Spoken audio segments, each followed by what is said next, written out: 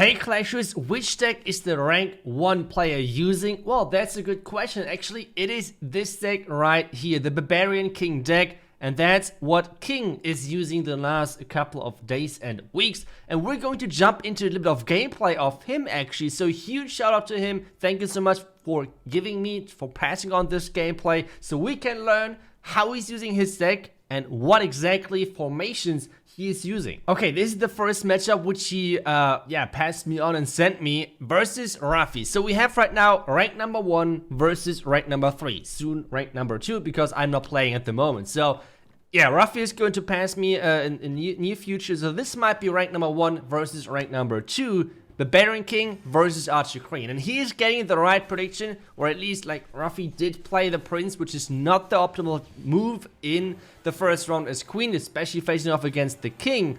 But he chose to go for that. He did not hit his Prince, and with this losing already the first round, which is one of the rounds the Barbarian King has to win. Later on it's going to get harder and harder most of the times. And now he's playing the Dark Goblin, which I think is really interesting. A lot of people are like using the Archer and the Wizard as main carry in most of those Barbarian King deck. But really, King seems to like the Dark Goblin, which I can fully understand because the Dark Goblin is insane fun. Like seeing the Dark Goblin shoot on top is pretty cool. Now using the Lumberjack to actually tank the Prince in the backline, which is really interesting. And again, he's just overpowering the Queen at the front because this Prince, if the Prince is not getting the connection, yeah, like the Queen player is losing one of the main tanks. So far King is playing this really smart because the default positioning of a Queen is either on the right or far on the left. Like they're always playing on the flanks of the map, of the field. So letting the Prince just pass through makes things kind of easy. So let's see how that's going to work. He's going to use the healing pad, interesting enough. The Prince, again, he's not changing things up. Rafi is not changing anything. And with this, he is having a lot of problems as well. The Archer is actually hitting his Queen. Oh, wait a second. The Queen is doing Queen things and is just obliterating the entire board within a couple of seconds. So, 1 round for Rafi, 2 rounds for the King.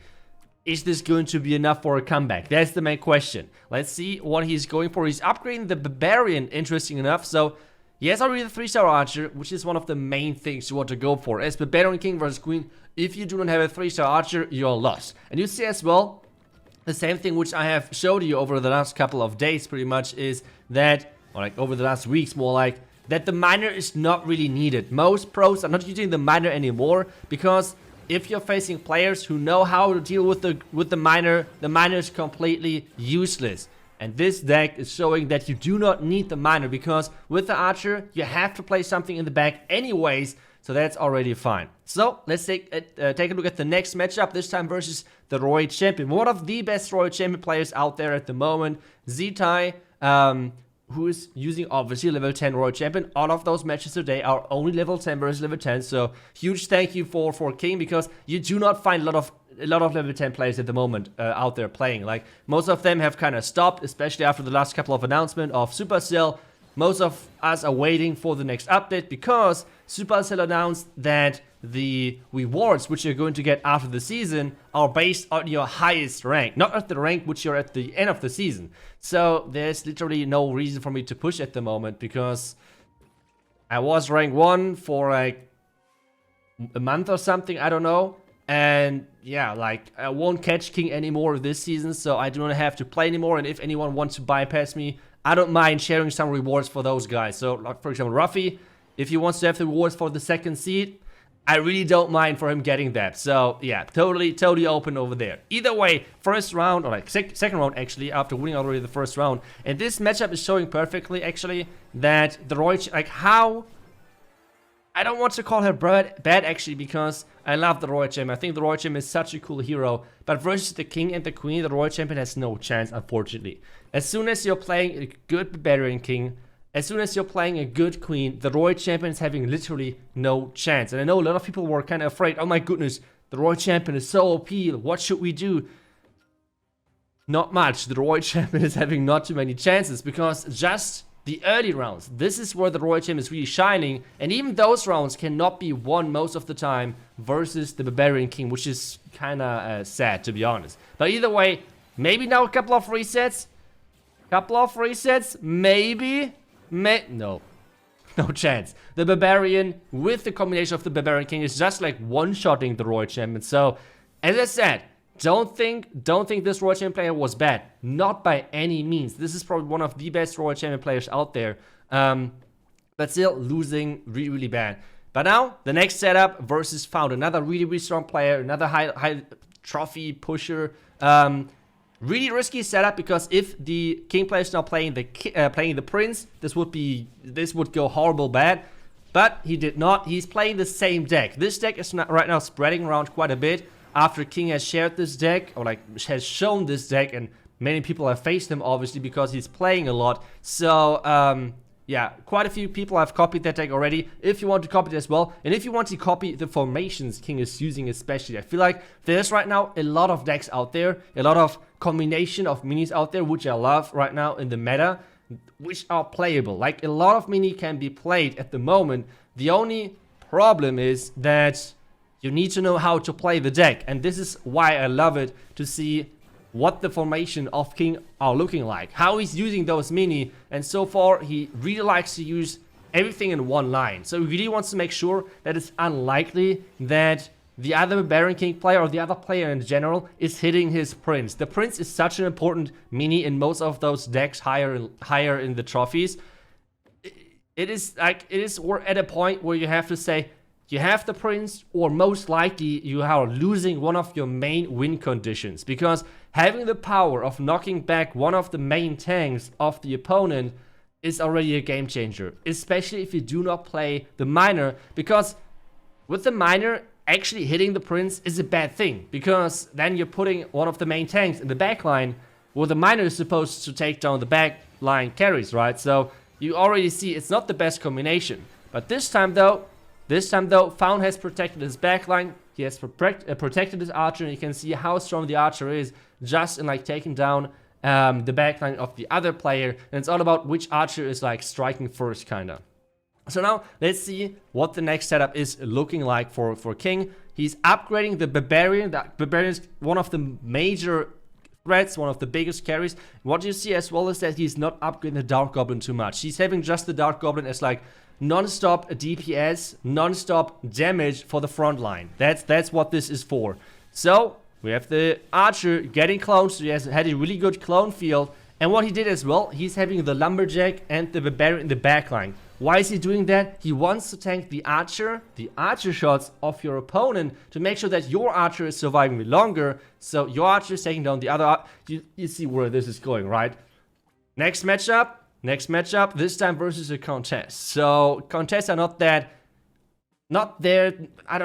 popular at the moment, even though with a couple of decks. There was a deck which I shared a couple of weeks ago, which is incredibly powerful. So let's see how he can do against this setup. He's using the Miner, he's using the archer, he's using the Barbarian. So he's using pretty much the deck which I have posted a couple of weeks back, if he's using the Mega Knight as well, which I really think. So I would love to see like a contest buff, just a little bit. And I think this could be one of the strongest heroes again, when played correctly. I think she's such a strong hero, the contest, and such a cool hero as well, because you have so many creative approaches. Well, some other heroes like the King, at some point, you always have the same formations in, how do you say, or like you're relying on the buff of the King so much that all of your minis are relying on that, which is totally fine. But yeah, it's like, I would love to see something different at this point, like a meta change a bit. But either way, Contest is not using at all, actually, the clone field. And, interesting enough, he's using the Mega Knight, as we have said. The combination of Mega Knight and Barbarian is pretty strong. Now the question is, can he make this work? Oh my goodness, the Miner. But nope, the Barbarian King is just like saying, not anymore. Up to this point, and you're gone. So, it's 1-1. He's having a clone field in the back. Let's see what he's going to clone. On the clone field, you always have the advantage with this Barbarian King deck, which is so crazy. You always have the advantage of being able to have this win condition of cloning your pony and making sure this already alone is a win condition. The cloned pony, the cloned prince, is such an insane strong mini. It is kind of crazy. So having not a prince in your deck already is putting you at a huge disadvantage sometimes. So it's, yeah, kind of scary. But this time, the Mega Knight with a huge stun. So maybe you can win this. But wait a second. As I have told you, the win condition, the ponies out there and are getting cloned and making sure that this contest cannot teleport anywhere. So this is going to be the next point for King. Now the question is, what is he going to do next? He has, again, a lot of backline, a lot of back clone fields. And I think he should keep cloning his pony, because if he's cloning the archer, for example, the contest can just one-shot her. So it's not really worth too much. I would not put the king. Okay, the king there is better because now, whichever direction he's going to clone his, like, okay, he's doing the miner. That's interesting. Okay, miner right there. Can the miner now take down the back end? Which seems like so. This clone miner is kind of crazy, to be honest. This clone miner is actually insane. Not gonna say anything about that. Okay, and there we go. This is going to be another round for the contest play. And you can see this match is way closer than some of the others. So you might even be able to say Royal Champion is worse than Contest. I don't know. I feel like just the Royal Champion is it was such a cool looking hero, especially how I put it in the mini minute with like one-shotting everything. But she's unfortunately so weak. It hurts. It really hurts. I really want to have her being strong, but it somehow does not fit. It's really unfortunate. Let's see. He's going to clone to the left, but he's doing the Barbarian to clone to the right, which is I think better. But let's see if there's going to be no, the prince is not hitting his Barbarian King. And how is this going to turn out? His clone miners this time is not getting the value he needs. And with this miner not getting the value, this is going to be the win for King. Again, this is how he plays this deck. That's the deck in general. Thank you so much for watching. And again, a huge shout out to King. I want to put this video out there as well because I want to provide a non-toxic environment. I know that I already had some stupid comments about King. In this video, I want to say sorry. I want to say a huge thank you. And really, I have huge respect for him for grinding this game so much. As I have said already, I have right now stopped grinding. I have done maybe 200 trophies, 300 trophies maybe in the last week. So not too much, especially knowing that now the rewards which you're going to get after the season are based on your highest rank and not on your current rank, which is kind of strange, to be honest. But yeah, so there's not too much motivation right now for me, unfortunately. This is as well why I'm going back to every 4 days to Clash mini videos.